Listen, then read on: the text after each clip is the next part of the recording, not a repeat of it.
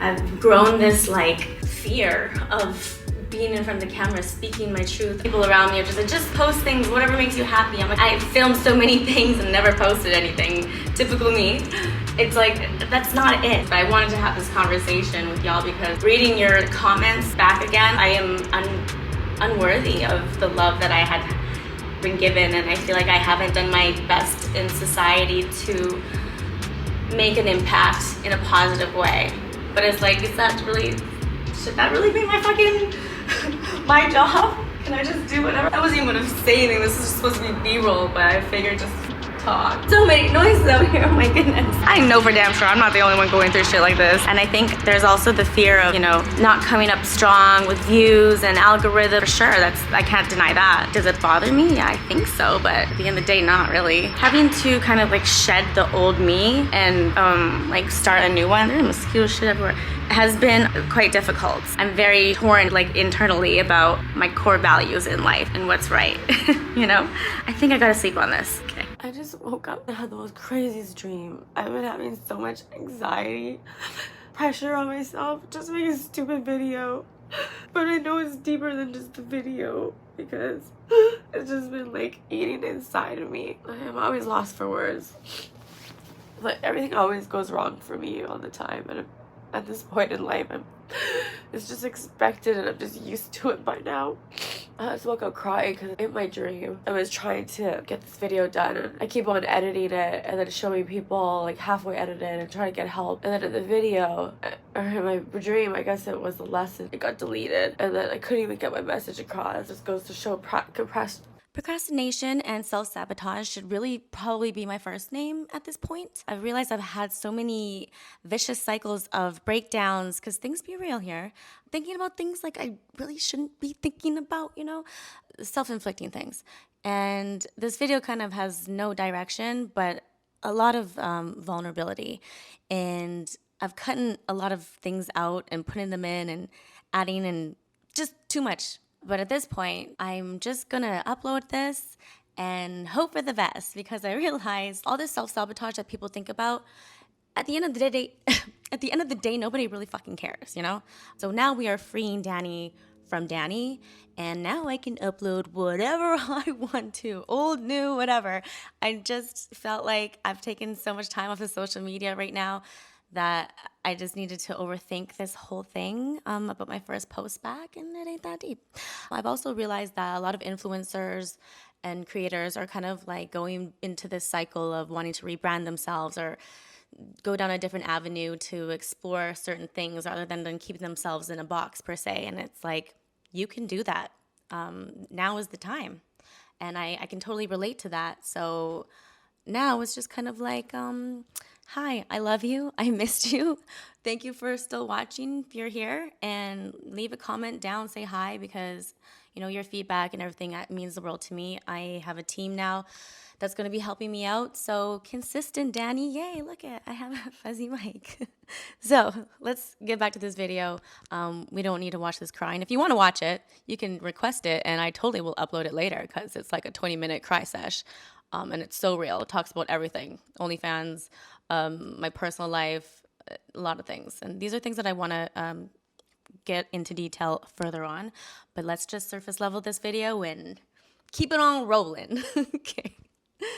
Yeah, we're done. We're done. Then I woke up and I was just like crying. I don't know if you can understand the significance. And I know it's just a silly dream, but it's an obvious indication that something is clearly bothering me. I know the world is a very crazy place. I've had a very beautiful life, and if I died now, I honestly am gone all over the world. I have so many experiences that I'm so blessed for, and it's like, if you don't have those and you feel like alone, and like how I feel sometimes, because I'm like, why am I feeling this way?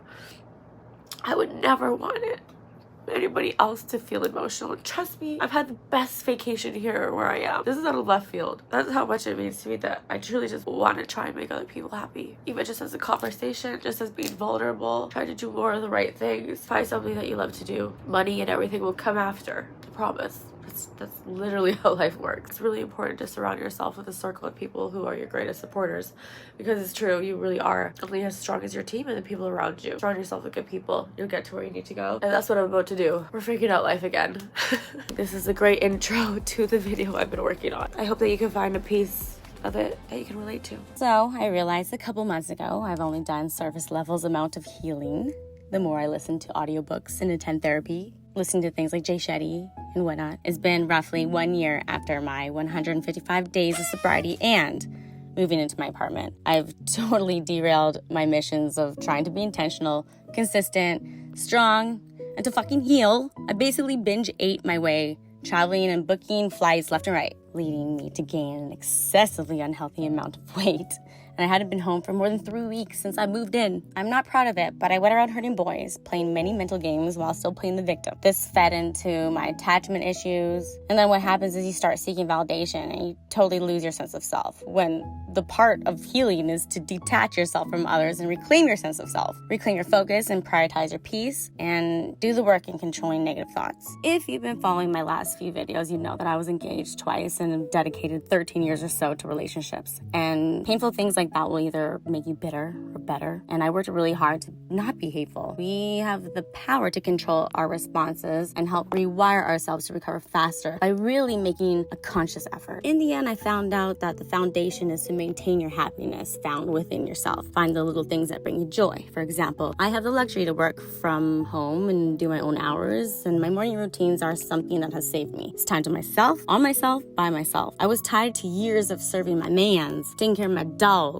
taking care of my plants, putting love into everything but myself. All this made me feel like my worth was tied into others, and that shit is not healthy. I've been working up the courage to make this video for months, and in doing so, it has helped me regain clarity, and I'm grateful that I'm able to separate what I've healed from versus the issues I still have to encounter and figure out. For me, my priorities are shifting, and by finally giving myself grace, I've acknowledged it's okay. Although I still battle of how I'm perceived versus how I really am as a human being. I know I'm almost there at the art of not giving a fuck. I know there are girlies out there like me whose content may be a little more suggestive, and you want to transition to elevate your content because we have so much more to offer than some TNA. Please know that I do feel you and I get it wholeheartedly. Throwing up some thirst trap pics for views and gain that instant gratification for a quick erupt dopamine is so real. I'm guilty, but trust me, the shallowness gets old and bland, and there's so much more to us than that. So I'm also in this fear cycle that I need to heal from. I yearn to recondition myself with healthy habits, and I know I need to stop distracting myself